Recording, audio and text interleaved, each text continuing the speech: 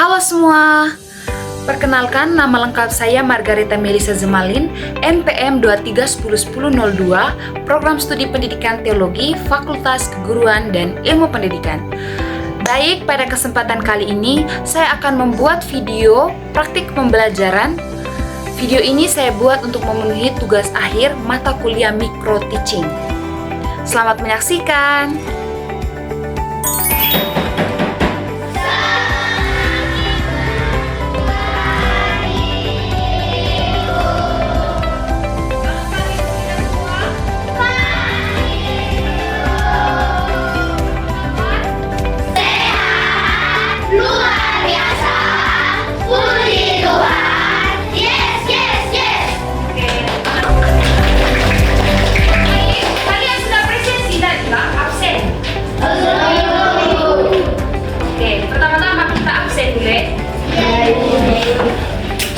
Biasanya kamu panggil nama nomor atau panggil nama terakhir?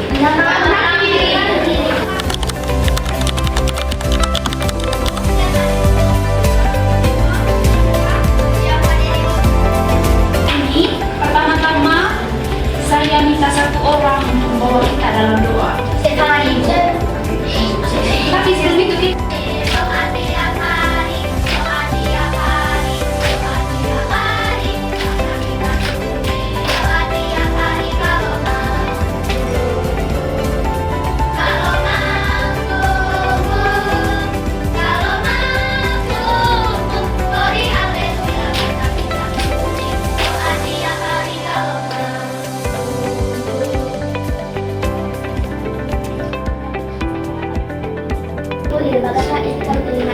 dalam keadaan sehat. Ya Tuhan, berkati kami selama pembelajaran ini. Semoga proses pembelajaran ini dapat berjalan dengan lancar. Amin. Salam Maria. Salam Maria, terpujilah Tuhan selalu, dan pujilah Engkau di antara wanita, dan terpujilah buah tubuh Yesus. Santa Maria, Bunda Allah, doakanlah kami yang berdosa ini, sekarang dan pada waktu kami mati. Amin. Yang ada di surga, dimuliakanlah namamu, datanglah kerajaanmu, jadilah kehendakmu di atas bumi seperti dalam surga. Berilah kami rezeki pada hari ini, dan ampunilah kesalahan kami seperti kami pun mengampuni yang bersalah kepada kami, dan janganlah masukkan kami dalam pencobaan, tetapi bebaskanlah kami dari yang jahat. Amin. Baik, terima kasih adik Stefani yang sudah membawa kita dalam doa. Saya persilakan adik-adik untuk duduk. Jadi adik, pada pertemuan kita pagi hari ini, tema pembelajaran kita adalah mewujudkan iman dalam masyarakat. Lalu topiknya nanti yang pertama itu menghormati pemimpin masyarakat. Tapi sebelum kita masuk dalam pembelajaran kita pada pagi hari ini, Ibu mau bertanya, menurut kalian apa yang dimaksud dengan iman? Ayo, kepada adik siapa Pak? Siapa? Adik, apa yang dimaksud dengan iman? Kenapa? Oke, orang. Ada lagi?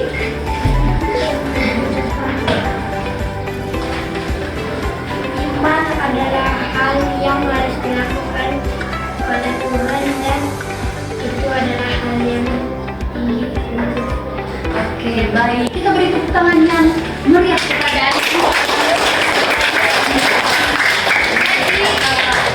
Jawaban dari adik-adik ini semuanya benar, di mana iman itu adalah hal yang dilakukan oleh orang. Nah, iman itu bagaimana seseorang memiliki kepercayaan, itulah yang disebut dengan iman.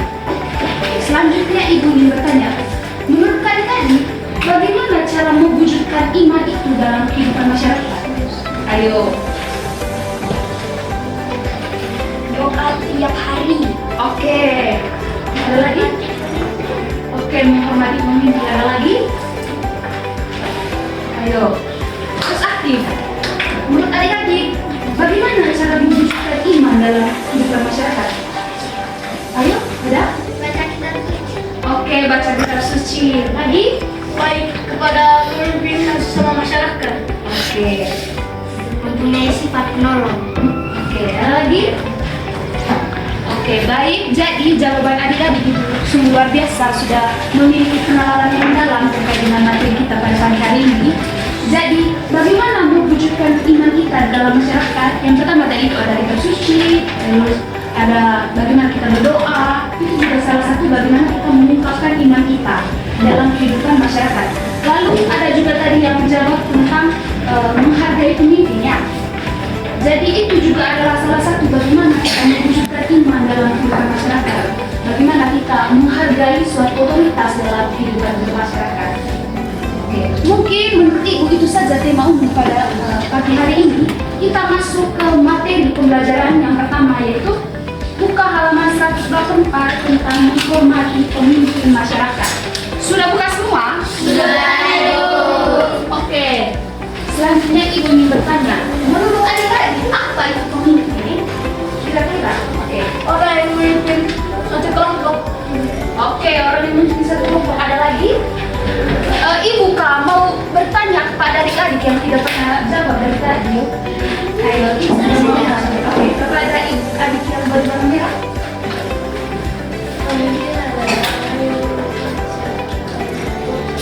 Oke, ada lagi?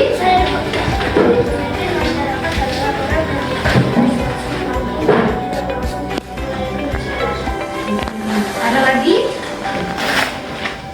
Oke, jadi Ibu anggap jawaban dari adik ketiga ini tadi sudah mewakili jawaban kita semua, di mana seorang pemimpin itu dia adalah tokoh penting dalam kehidupan bermasyarakat, di mana dia itu memiliki otoritas atau dia adalah seseorang yang memiliki kewenangan untuk memimpin sesuatu hal dalam masyarakat.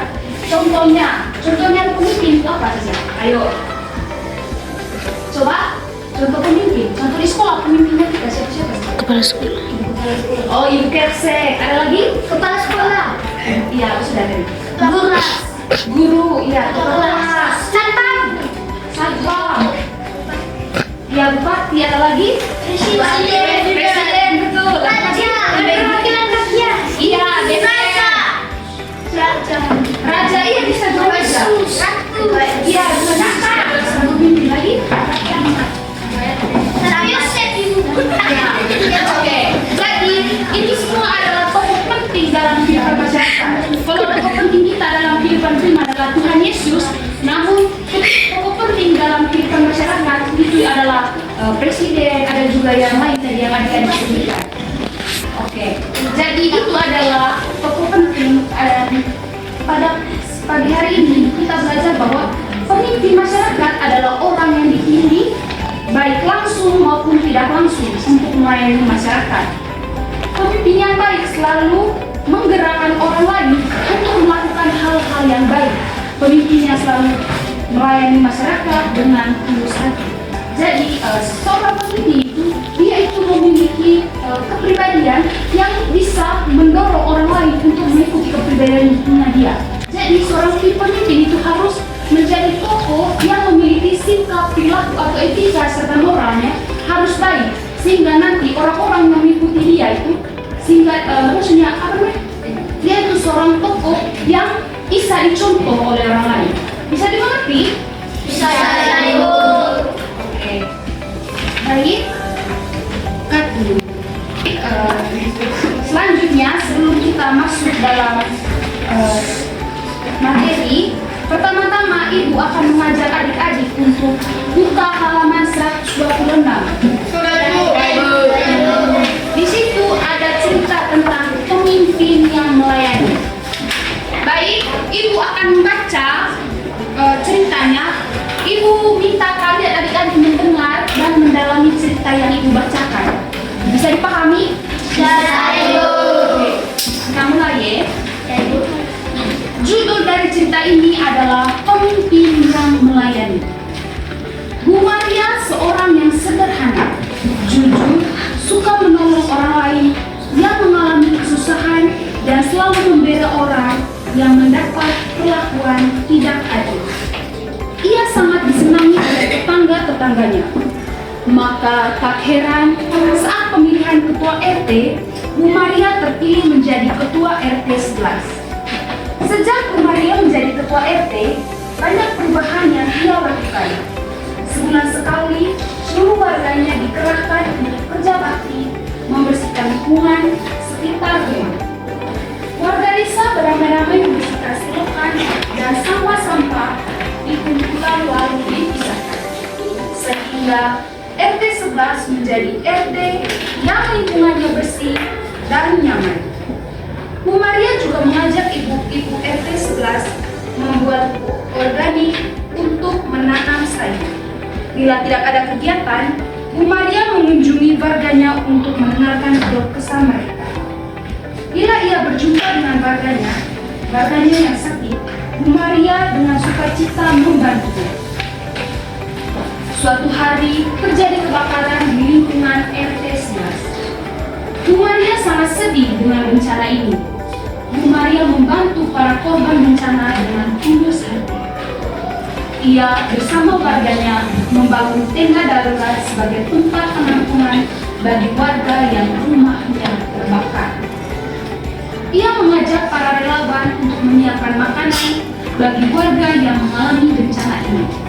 Bu Maria mengumpulkan para donatur yang menyumbangkan tenaga dan uang untuk membangun kembali rumah warga yang terbakar. Setelah bencana berakhir, masyarakat semakin kagum dan menyayangi Bu Maria, ketua RT yang selalu melayani warganya. Bisa mengerti? Bisa, Ibu. Oke. Untuk mendalami cerita ini, Ibu akan memberikan beberapa pertanyaan. Yang pertama, bagaimana sikap Ibu Maria? Baik,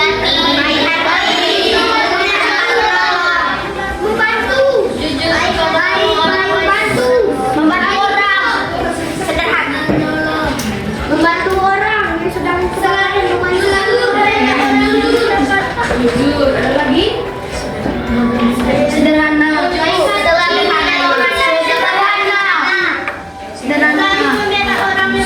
suka menolong orang lain yang mengalami kesusahan, memberi kesabaran sedang kesusahan. Oke. Ada lagi?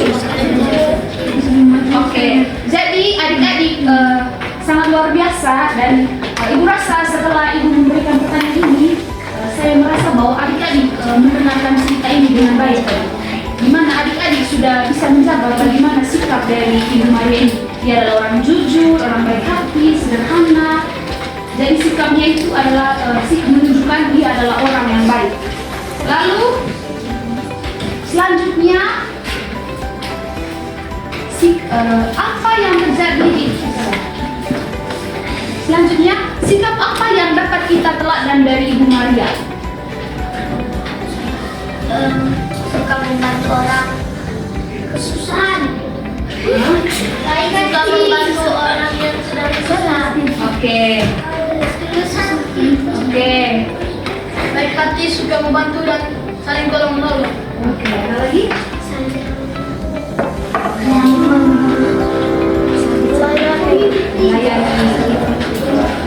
Membantu orang. Oke, baik. Terima kasih kepada adik-adik. Jadi jawaban dari adik-adik tidak ada yang salah. Jadi bagaimana sikap kita terhadap teladan Ibu Maria itu dengan kita mengikuti dia punya perubahan hidup tadi, yang dimana dia suka membantu orang lain, lalu dia menolong orang yang sedang kesusahan.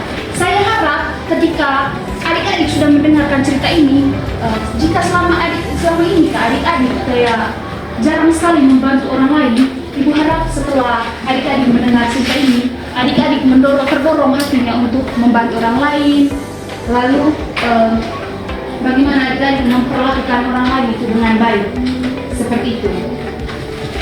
Sudah bisa dipahami ini? Bisa. Saya persilakan adik-adik untuk berdiri dulu. Kelas 3. Tepuk semangat. Dang dang dang, ding ding ding, dong dong dong, dang dang dang, ding ding ding, dong dong dong. Semangat.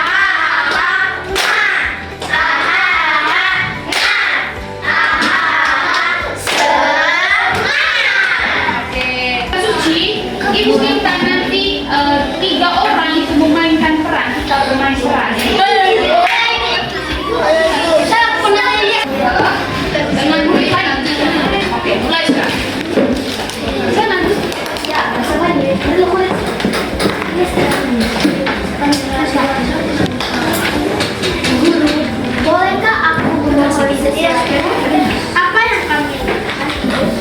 Aku ingin kedua anakku menjadi pemimpin. Satu di sebelah kirimu dan satu di sebelah kananmu. Pemimpin apa? Apakah mereka siap Siap, Bu? menjadi pemimpin? Menjadi pemimpin bukan aku yang menentukan.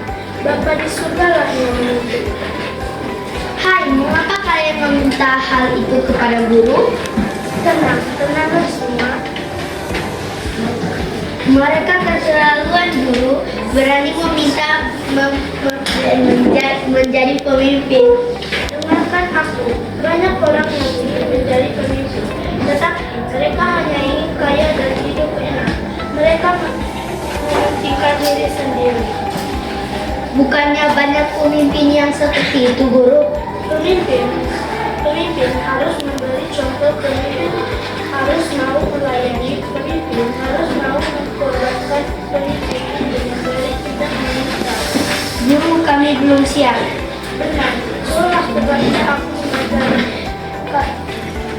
mengajarimu melalui kata-kata dan perbuatanku. Aku datang bukan untuk dilayani, melainkan untuk melayani. Kalian dulu akan melihat aku mengorbankan nyawaku demi orang banyak. Itulah sebabnya banyak orang akan menjadi pemimpin. Oke, baik, kita beri tepuk tangan kepada Ibu Suci yang diperankan oleh seorang ibu, Yesus, dan murid lain. Untuk mendalami cerita ini, ibu mau bertanya.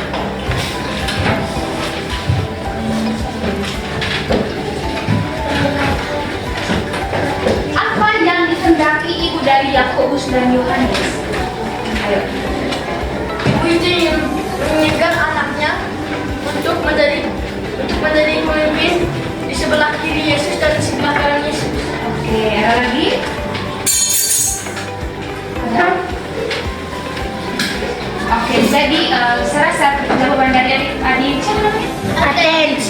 Ya, sudah sangat benar sekali, di mana seorang ibu itu tadi dia ingin anaknya menjadi seorang pemimpin. Kita bisa lihat bersama-sama tadi, satu di sebelah kirimu dan satu di sebelah kanan.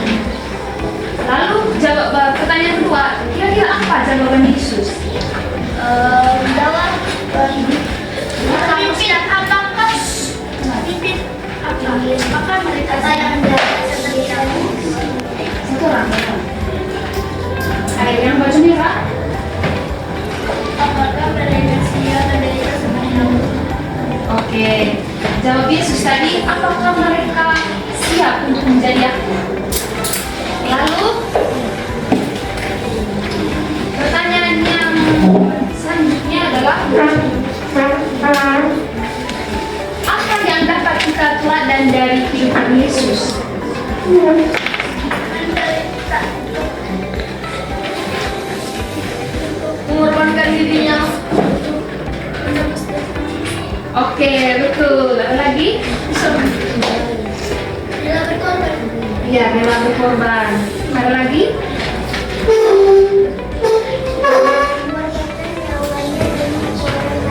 Oke, tadi kita sudah lihat jawaban adik-adik luar biasa sekali. Dimana kita melihat bahwa Yesus itu menjadi pemimpin di tidaklah muda ya, dimana dia itu rela menderita untuk orang-orang lain. Bahkan dia itu menyerahkan nyawanya juga bagi kehidupan manusia. Ya. Menurut adik-adik, pemimpin yang tidak baik itu seperti apa? Korupsi. Sombong. Tidak dapat. Korupsi. Karena masyarakat.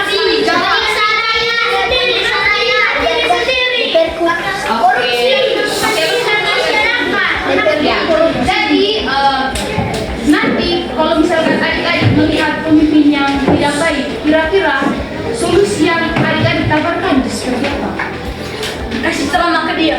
Enak, ceramah ada lagi? Memberikan nasihat. Ya, memberikan nasihat, Mendidik. mendidik. Ada lagi? Oke. Jadi jawaban dari adik-adik itu semuanya benar. Tadi kita sudah mendengarkan cerita yang sangat luar biasa, di mana kita melihat tokoh Yesus sebagai pemimpin. Dia itu rela menderita untuk kehidupan manusia. Mungkin untuk materi kita pada saja Ibu memberikan speaking closing statement kesimpulan terkait dengan materi kita pada pagi hari ini. Tuhan Yesus adalah teladan kita dalam mengemban tugas sebagai pemimpin masyarakat. Tuhan Yesus itu mengajarkan bahwa seorang pemimpin adalah seorang pelayan masyarakat. Yesus berkata, "Aku datang untuk melayani, bukan untuk dilayani." Karena itu, bila menjadi pemimpin masyarakat, janganlah menindas orang lain untuk kepentingan pribadi, keluarga atau kelompoknya sendiri. Jangan korupsi, jangan mementingkan kepentingan sendiri. Pemimpin masyarakat itu harus seorang yang arif dan bijaksana, adil, mencintai rakyat, yang dipimpinnya tanpa pilih kasih dan terutama mau melayani masyarakat. Oke, jadi itu tadi terkait dengan pemimpin ini, dimana kalau mau jadi pemimpin itu maka jangan harus bersikap apakah adik-adik di masa depan ingin menjadi seorang pemimpin? Siapa yang mau? Ayo. Kamu mau jadi apa nanti? Presiden.